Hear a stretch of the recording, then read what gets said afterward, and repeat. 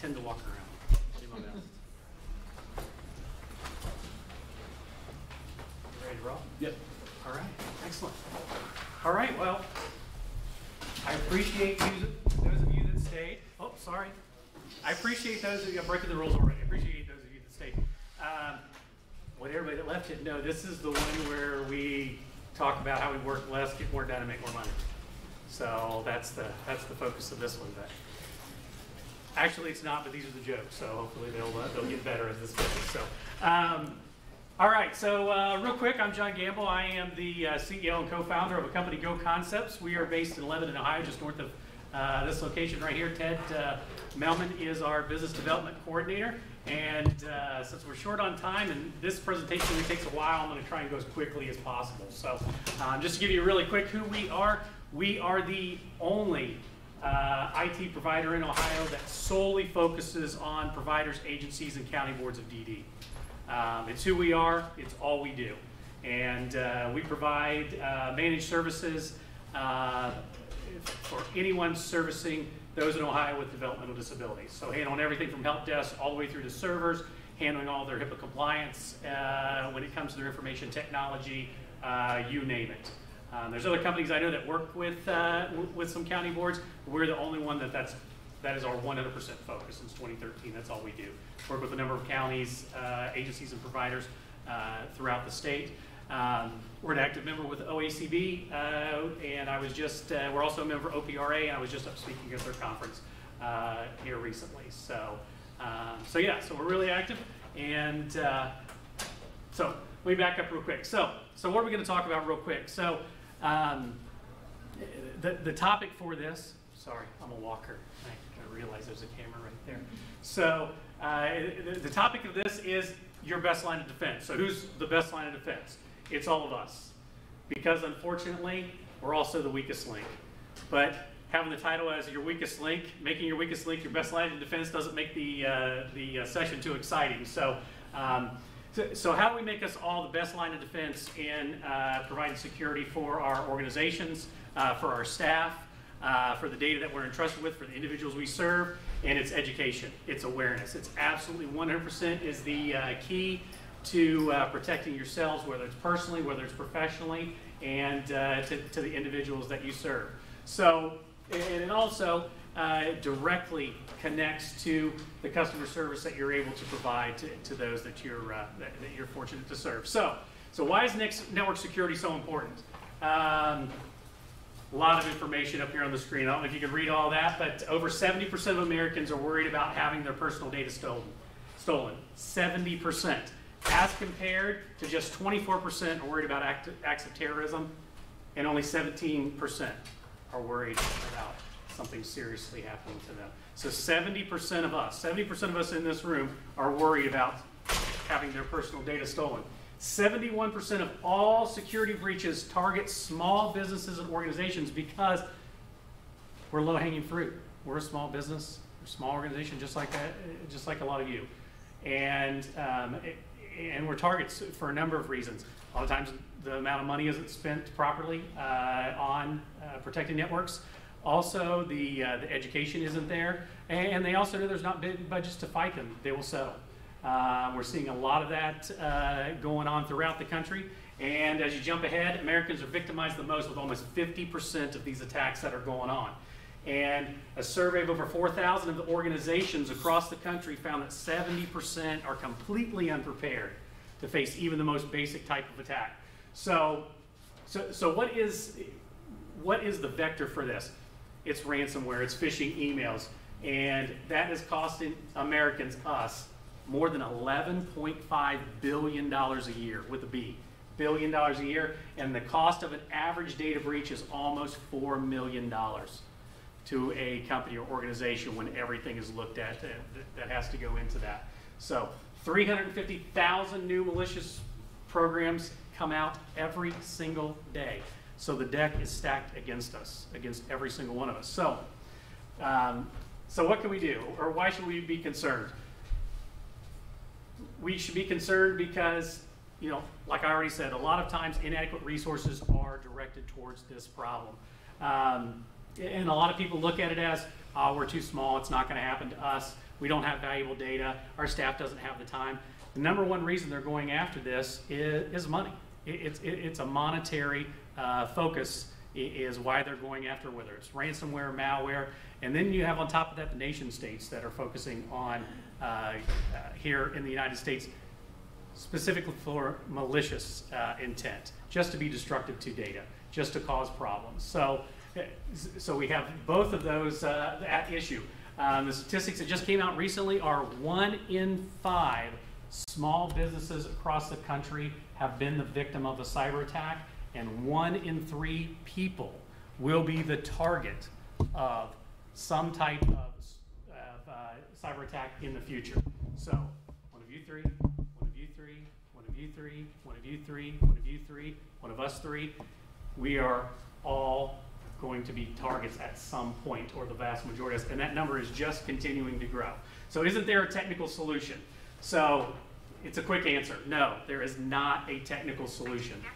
When your watch thinks you said, "Hey Siri," evidently. So no, there isn't a technical solution. And a lot of people say, "But wait a minute, I've got great internet security. You know, I'm working with an IT consultant. We just paid tens of thousands of dollars for next generation firewall." You see these terms all bandied around. Somebody just sold you this piece of equipment and it's next generation or it's state of the art. Or I have endpoint security protection. Again, all industry terms that get thrown around when you're trying to address these problems. And these are all great, but they are not the final solution. As we've already talked about, cybersecurity incidents today are the result of internal security issues that no firewall, antivirus, or malware device could have prevented. 9 out of 10 cyber attacks start with a simple phishing email, and 92% of malware comes from email. 9 out of 10, 92%. That's the vector of attack. And the point of attack is all of us. That's who they're coming after, because they know all this security and money's been spent and these things have been put in place, right?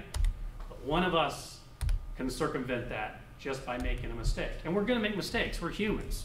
There's nothing wrong with that. What the goal is to educate ourselves, to become more aware of what to look for so we make better mistakes in the future. That is really what the goal is. Whether it's in our personal lives, whether it's in our work lives, how can we educate ourselves? How can we better prepare ourselves to make better mistakes so that we're better protected? So, again, people can and will make mistakes. I've already made a couple just walking out of the front of this daggone camera here. So viruses come faster than the definitions, than the antivirus definitions come. We're a managed service provider. We've been in business since 1997. We've worked with a lot of companies, organizations, you know, public and private sector, very small to very large. And as much as we try to be proactive, we're in a very reactionary business because you have bad actors, hackers, you know, is the term that gets used, who their focus and their goal is to separate each of us from our money, all right? Amazon.com is really good at that for me. I don't need somebody else trying to do it as well.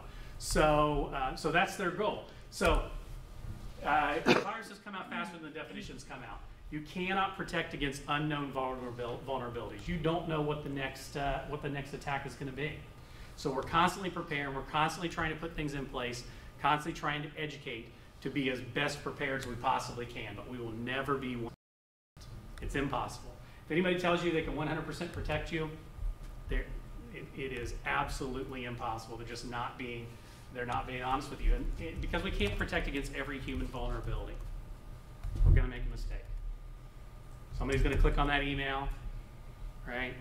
Somebody's going to respond to that phone call that's a request. So the biggest problem is a lot of us don't make it a priority. And that's not just, you know, us saying that. The statistics are telling that 95% of the breach is caused by human error. And again, you know,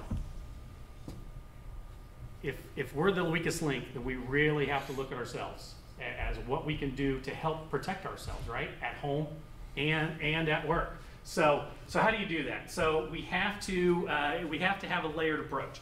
These are some certain examples of just small businesses. This would be a Rockenbach education, spear phishing attack. So a spear phishing attack is different. So a phishing attack is where they just send a random email out to a bunch of people in an organization, hope somebody clicks on it, right? Spear phishing attack is where they have individual information about you and they send it directly to you, trying to exploit you as an individual to get you to click on that.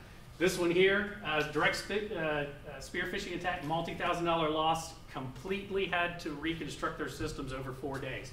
This one here, employee transferred $50,000 to an attacker after falling for a spear phishing email. And what happens a lot of times in those is they get into email systems, they find information out, such as I was just with a group of about 20 MSPs from across the country in Canada, top MSPs, and we were talking, and one of the guys there was talking about a situation where they had gotten in the email and they had found that they were doing a construction project. And in that construction project, obviously they were getting emails and they were getting bills, so they formatted their email to look like it was coming from internally, sent it to the person that was responsible for taking the bills, spear phishing attack, person paid the bill. So paid the invoice. So these people are highly sophisticated. They are very good at what they do. If they weren't, they wouldn't continue to do it. You wouldn't continue to get the emails that we get. You wouldn't continue to get the phone calls. How many people get the phone call at home, or have you got the one that says, we've just suspended your social security number, you need to call us? Has anybody got that one? Yeah. And you think, why do they continue to do this? Because it works, right? Because it works. Or you call up and you say, they call up and they say, this is Microsoft calling, we detected a virus on your computer, you need to call us right away. How many have had that one? You know, or know somebody that has? Because it works. Truth be told, similar situation happened to my father. It's embarrassing because I'm an IT guy and he should be better prepared, or he should at least call me. But it happened to him. He clicked on the wrong email, he got a pop-up on his computer, said that it was infected, told him he needed to call Microsoft right away. Him being a little suspect, he Googled it. First thing that came up, said it was Microsoft, he called them. Now, how often does the first thing that you come up on Google, you know, endeavors to Google, exactly what you're looking for, right? So it comes up, he calls the number. By the time he called me, I said, unplug your computer from the wall. By the time I got there, they had already attempted to charge his credit card, they were in his computer and everything. So you have to be careful, you have to educate. This one over here, employee W-2 information was released as a result of a spear phishing campaign. So first it started out as general random. Now it's moved to direct, targeted at individuals. So what is the problem? It's a lack of preparing people. Education and awareness. Again, we harp on that. That is our big thing. So social engineering. They're trying to, you know, make us think that everything's okay, that this is the way it's supposed to be. Inherent trust, manipulation, confirmation bias, all these things that I just talked about. Confirmation bias is a big one. You're expecting that email, right? They were doing that construction project, they were expecting to get those bills. They got it, didn't even think anything about it, click, bang, sent the check. So the big thing that you can do to avoid these situations is just pump the brakes. You know, if something doesn't seem right, take a break, ask somebody. You know, if somebody's asking you to click on a link to go in something, to go to their website, go and actually look up their website and make sure that you're going directly to it. If somebody sends you an email internally, maybe that you weren't expecting, go and ask that person, you know, hey, is this right? Did you want me to pay this? So what's not the final answer? Written policies, right? Written policies are not the final answer, you know, and don't get me wrong, written policies are good, and we have to have them. We have to have written policies for everything we do, but they're only good if they're actually implemented.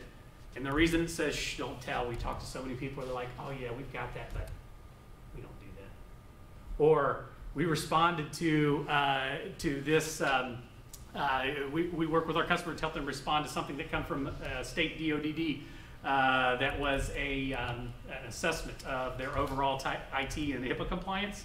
And we actually talked to one entity that said, oh yeah, we filled all of that out, but we don't actually do any of that stuff that we put in there. So written policies are only so good if they're actually implemented. And employees can understand them. How many times do we have these policies where, you know, things are so complex or what they're asking us to do are so involved that it's just not practical to get done. And if you can remember them, again, less complexity, easy to implement. So what is the answer? Like all security, it's multi-step, it's multi-layered. You cannot just take one approach. And step one, layer one, is training people so they understand the threats. Education, awareness. It's step one. Step two, guess what? Continually training people so they understand. You can't do it one time a year. It can't be one time a year. It needs to be ongoing so they don't forget. Because the threats are always changing. They're coming so fast, we need to understand them, what's going on. It's not if the next attack is going to happen, it's when, right? Anybody use DoorDash or any of these? You probably saw they just got, there was a breach there. We've had DoorDash, we've had Target, we've had Equifax, we've had, you name it. The list goes on and on of the big ones. So imagine how easy it is for them to attack a small organization or small business that doesn't have the resources of a big entity like that. So training, letting people know what to look for. Again, it's that multi-layered approach. And this is kind of a cool graphic, so that's why we include it. So security awareness, continued training, simulated phishing emails, having those written policies, and then measuring the results of those policies to make sure that, and that training to make sure that it is working. Again, it goes back to what I like to say, helping people make better mistakes. How can we help us all make better mistakes? Because we're going to make them. So let's make less of them and let's make better of them. So education. Technical solutions will always be important, but the future of IT security, absolutely 100% is education. So staff members can help protect your IT the same way that they protect your organization in other ways. The same way you secure your doors, they make sure things are locked. The same way that they make sure your financials are protected, all of that. You can do that with your IT. This is an example of what I alluded to earlier. This is what was put out by state DODD, where they randomly selected all the county boards to respond to it, to find out just what they were doing. And it was called the Ohio Critical Security Controls Compliance. I don't know if anybody's familiar with it, but they did it last year and randomly did it out throughout the year. We actually assisted all of our clients with it, and then we had other people asking us how to complete it because it was pretty large. So they chose 15 sections out of about 20 different sections that they had to respond to. But you can see one of the ones that they have to respond to, that's for their HIPAA compliance and for their information technology, it says implement a security awareness and training program. And this describes that. So it shows you how important that is to that overall layered approach, that IT infrastructure. So how do you do that? Don't just tell me what I need, training, education, provide me a solution to do it. So to help all the people that were asking us how to fill this out, we did a 3-part blog and just put the information out there. Hey, here's how does one fill it out, and then here's how you can on an ongoing basis do these things in your organization. So we have a website, it's called IT4FORDD.com, IT4DD.com. Check it out when you get a chance. We put a lot of, we have a blog on there, we put a lot of helpful content on there for providers, agencies, and county boards, businesses, vendors, anybody that's working with the developmentally disabled here in Ohio. And we do a lot of interviews with different companies and try to give people that, behind the scenes story of how they got started, where they came from, just tell them a little bit about what they're doing. It's stuff you wouldn't learn on the website. So there's some good information on there. Got a great interview coming out with Director Davis from DODD. I just did one with, I got one coming out with Matt Chrétien at Intellinetics, another one with Total Home Care Solutions, Adam Shoemaker. So trying to get a lot of information out there. Have them coming up with OACB and OPRA. So some good stuff on there. So these are the big things and how to respond to this. So how do we do that education? Ongoing security awareness training. So if 95% of data breaches are caused by employees, then having a good security awareness platform to transform that weakest link into your strongest defense is key. Simulated phishing attacks. We're able to send out simulated phishing emails that look like these ones that you get from maybe Kohl's. It looks like the right thing, and they're telling you that you need to pay your bill or something's wrong with your account and they want you to click on it. So we're able to do those, and then if somebody makes a mistake, it doesn't take them, they haven't exposed themselves, right? It actually takes them to a little piece of training, say, hey, you made a mistake here, here's what you did, gives them a little piece of training, and then they, so they know what to look for next time. The cool thing about the ongoing security awareness training, the way that we deliver it, And what we find is effective is it is done in small pieces. So it's not like something that you have to come to. You have to interrupt your day. It comes out in an email. You get it. It's a small micro training video. Takes about, what, Ted, 60 seconds? Yes. Yeah, about 60 seconds. Goes through the video, and it's always current. And then it has 3-4 questions. 3-4 quick quiz questions. You answer them about the video you just saw. You go about your day. And that's it. And it's just letting you know about the current threats that are out there. It's constantly keeping it top of mind, so you know what to look for. So when you get that email, you know to say, hey, pump the brakes and see what's really going on. So, and the other neat thing that it does is it keeps track of those scores. It keeps track of the scores, and then there is a leaderboard that you can have in your office, and it makes it kind of a competitive thing. And if you don't think people take it seriously, they do. All the stuff that we deliver, we do in our own office. So we have our clients that always talk about, and they'll bring that up when I come out to speak in situations like this, about their leaderboard. And so I'll do that in my office. I'll go and take a lot of quizzes to drive my score up, and then send that out in the office, and then immediately someone will do the same thing. So, and then the last thing that we do is, or that we provide, is dark web breach assessments and monitoring. So that needs to be updated. So what a dark web breach assessment is we can look at your domain name and see what information is available out on the dark web that may have been exposed for any email addresses connected to your domain name. So if something was available through one of these breaches and it is being sold on the dark web, we'll be able to reveal that, we'll be able to see that, and we'll also be able to see if they obtained passwords in that breach, and if those passwords were hacked or revealed, we'll be able to tell that too. We can actually see the passwords. So, and this is, I say publicly available information when it's available on the dark web. So we have a partner that we work with that monitors, is able to monitor that and do the ongoing monitoring for it, because just if we scan it today, that's only one point in time. Like I said earlier, it's not if, or it's when these breaches are going to happen, right? So the next one's going to happen, so we constantly need to monitor it, because you'd be surprised how many people use their same credentials on personal sites as their work credentials.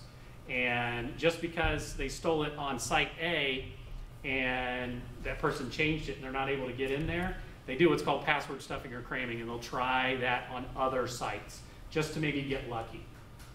And if you didn't change it everywhere, you've been exposed.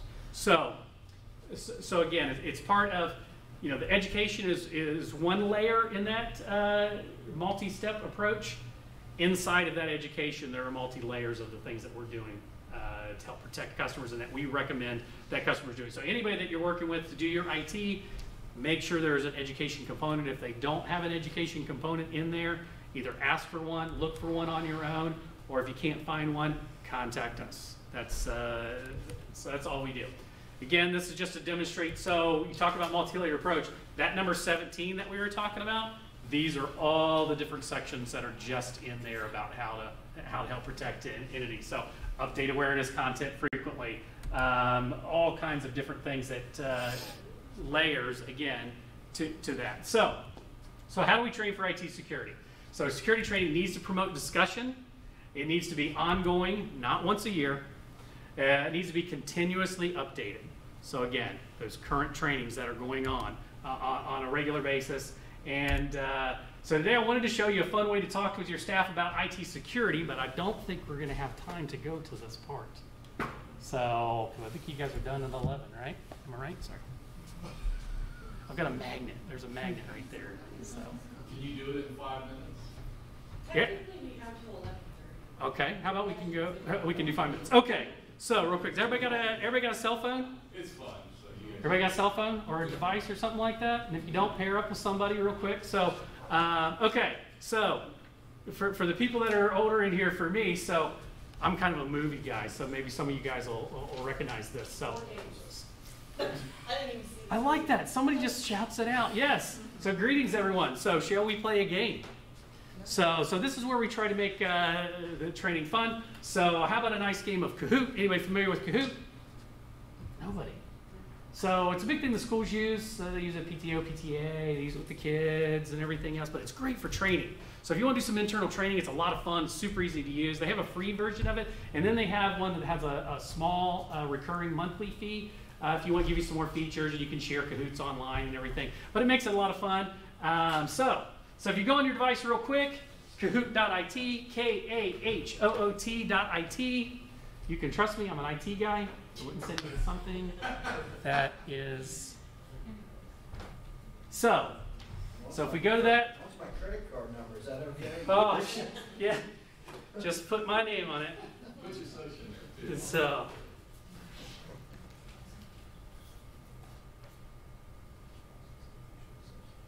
So yeah, so as soon as you go to Kahoot IT, you're going to put in this number that's going to pop up on the screen here.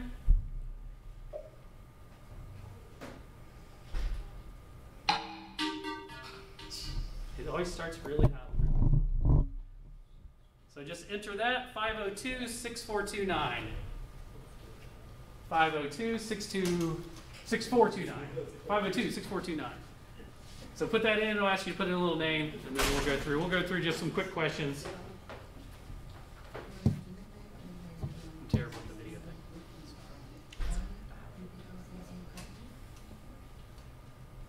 There we go.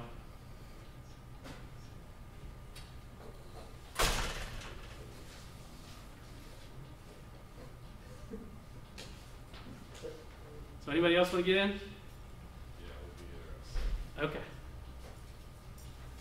My phone has a virus. It's going really slow. Is it really? Get some Lysol wipes. We'll wipe that right down for you. We'll wipe it right down for you.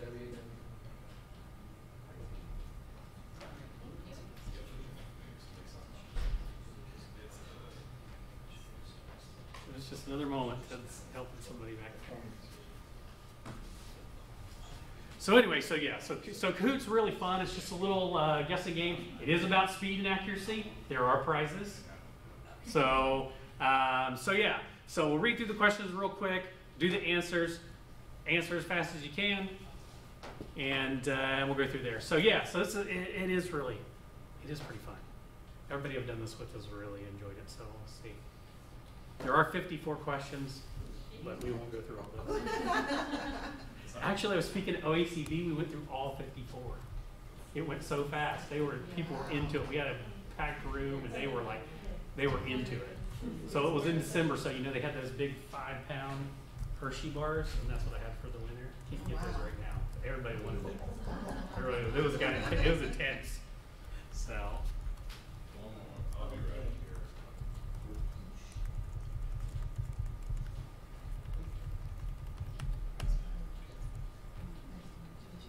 All right, are we ready? Oh, she got to put her name in? All right. So here we go. All right. Yeah, like I said, 54 questions. Don't just ignore that. We won't do them all. So are you ready? Number one, what is the best way to protect sensitive data on your system? Use your birthday as a password. Write your password on a Post-it note under your keyboard. Use a long, unique password. Use the same password on all sites so it's easy to remember.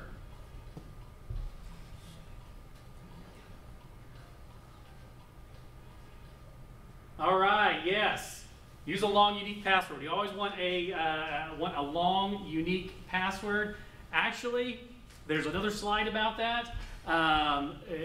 But there is you've heard of complex passwords, right? You've got numbers, you've got capital letters, you've got special characters, so many and that has kind of been the standard for a long time. There is a new standard out, but I don't want to jump another slide. So right now, Julie is in the lead with 923. All right, number two, what does the HTTPS at the beginning of a URL denote, as opposed to the regular HTTP? That the site is the newest version available, that the site has special high definition, that information transmitted to and from the site is encrypted, none of the above.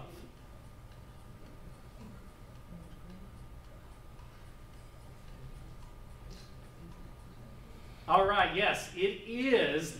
Information is encrypted. So if you see HTTPS, S means it's secure. You'll get the little lock down there, and that means it's encrypting all the information back and forth between the sites. So that's where it's. So Julie at 1653. Number three, which is correct?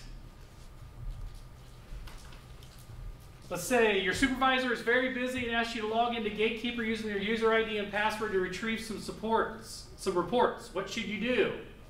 A, it's your boss, so it's okay. B, ignore the request and hope they forget. C, decline the request and remind them that it's a violation of HIPAA policy. D, have your boss log in at your workstation so they don't have to tell you their username and password.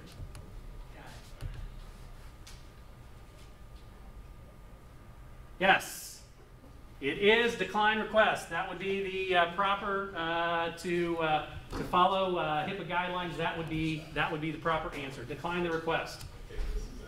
Big Lou takes the lead, but Anna is on fire and she is catching up. So number 4, how can you spot a phishing email? We were just talking about those. The use of threatening language in the email. It contains suspicious links you're encouraged to click on. It includes broad language such as dear customer, all the above.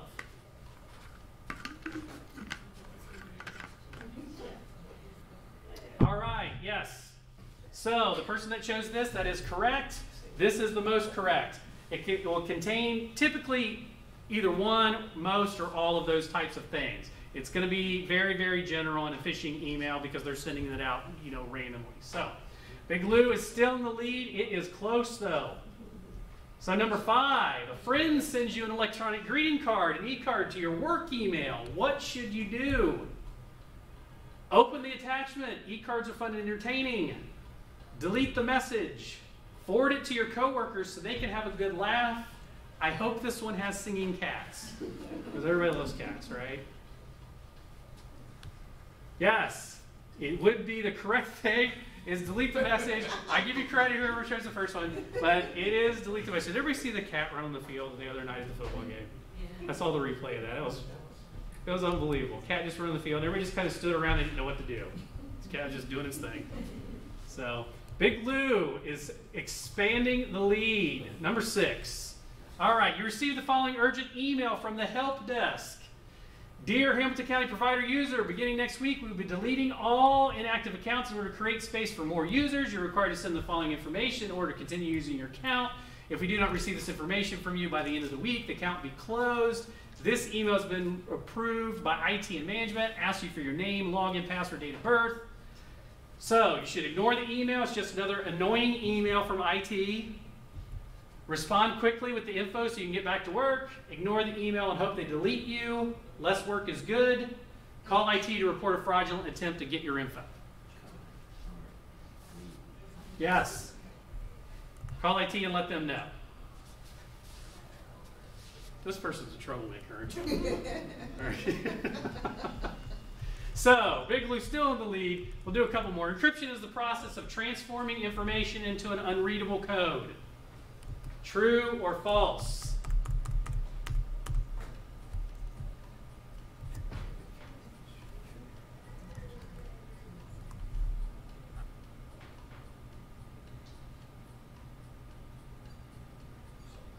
Yep, it is true. If you're encrypting it, then you're encrypting that data, so it's unreadable. So on an HTTPS site, they're encrypting that data. We have a requirement, a HIPAA requirement, is that you are encrypting your data, whether it's at rest, meaning it's sitting on a server not being accessed, or it's in transit, when it's going back and forth, being communicated back and forth to your PC, your device, whatever it may be. So any of our customers working with, we are encrypting that data at rest and in transit. So Big Lou is still in the lead. Number 8, which is example of personally identifiable information?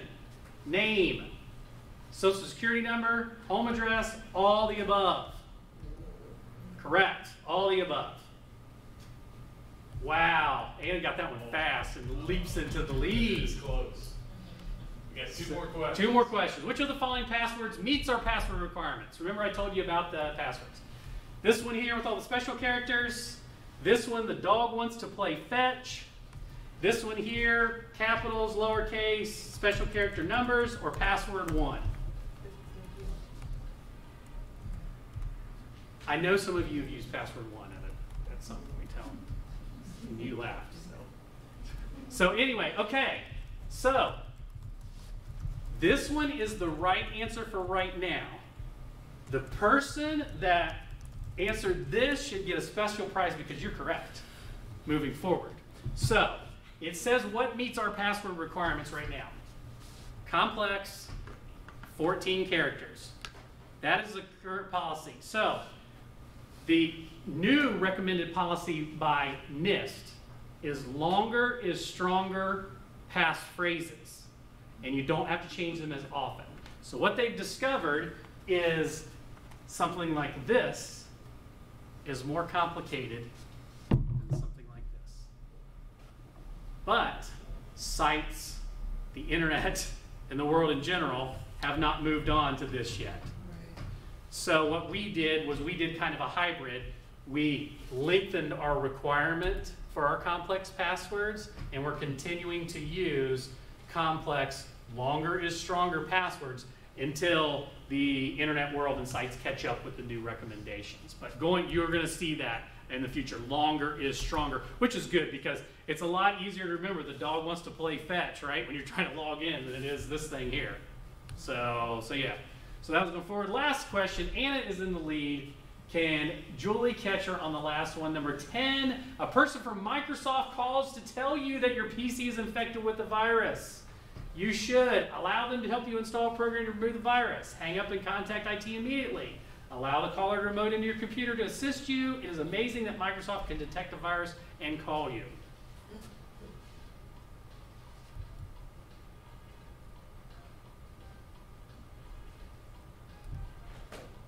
Oh, yes. Yes, hang up and call IT immediately. And you're right, it is amazing they can detect the virus. So, my dad did this one. So, allow the caller to remote into your computer to assist you on that story I told you. So, yes, hang up and contact IT immediately. So, yeah. So, let's see how we ended up.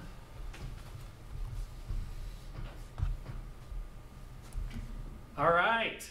Anna is in first place with 11,820. Who's Anna? Awesome. Julie's in second. Who's Julie? Is that Julie? All right. And is it, is this initials or am I going to butcher this? Is it? It's just 2 letters. It's just 2 letters, UJ? I'm UJ and I was slowly to catch on. I was looking at my screen. Awesome. Up there on 2 of them. Awesome. That's my excuse. Awesome. So, She's not competitive at all, John. Okay. Yeah, that's how I was too. So, real quick, these are some of those phishing emails. If you've seen them before, this is from PayPal. Says it's from PayPal. Look how real that looks. You know, if you've got a PayPal account, but you look at the email that's from ppal.com, that's not theirs. Typically, you can drag over where it says confirm identity. If you drag over that, you're going to see that's going to some crazy address. Same thing here from Microsoft from OneDrive. Look how real that one is. If you use Office 365, people here use Office 365, they're one of the biggest. That makes them one of the biggest targeted as well. It's nothing bad, it's just they're the biggest. They've got the most customers. They're one of the biggest targeted. But look how real that looks. And then it says it's coming from executive-team.com. So that, From Netflix, that yeah. like totally looks exactly like you were on the page of Netflix. Oh, yeah, it makes it look that way. And there's actually this thing that they're doing now called skimming on websites where they're infecting websites and they're looking for things like where you're doing purchasing or entering credit cards, and they can use that to redirect you to a site that looks just like the site. And it just happened to the American Cancer. Just got announced the other day. It's really sad. Because what a group is just trying to help people. And so yeah, so here's another one from TD Bank. Again, fake one. So yeah, so thank you very much. We really, really appreciate you all having us. And so, who was my first? Anna? So, typically, when I'm giving out these prizes, I like to do those big candy bars, but we're in that crazy, or something cool from like Halloween, but we're in that in-between right now when they're transitioning from Halloween to Christmas. So I had to make do, right? So